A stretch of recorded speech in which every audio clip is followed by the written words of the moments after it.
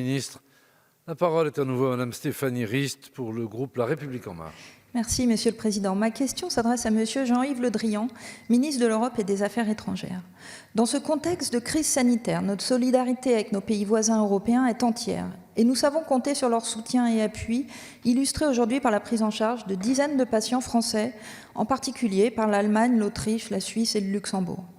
Cet élan d'entraide a déjà sauvé des vies et montre une fois de plus la nécessité de penser et d'agir européen, en particulier dans les moments de tension comme ceux que nous connaissons actuellement.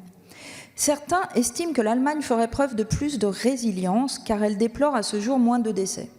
Pourtant, la comparaison entre la France et l'Allemagne n'est pas aisée, voire trompeuse, puisque de nombreuses données sont à prendre en compte. Différences culturelles ou démographiques, organisation du système de santé ou encore stade de l'épidémie auquel le pays se trouve.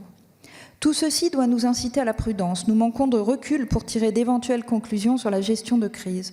Pour autant, des comparaisons parfois hâtives fleurissent et certains citoyens s'interrogent. Dès lors, au stade actuel, comment expliquer ces approches parfois différentes entre nos deux pays?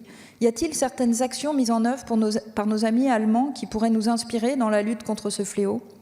La question peut aussi se poser du point de vue de l'accompagnement économique. L'Allemagne a mis en place un plan de soutien massif à destination des entreprises en difficulté et de leurs salariés. La stratégie économique de la France est-elle différente? Cette épidémie exige davantage de coopération entre nos deux pays. Comment comptez-vous renforcer encore la coopération sanitaire et économique franco-allemande afin de donner davantage de cohérence et d'efficacité aux mesures nationales?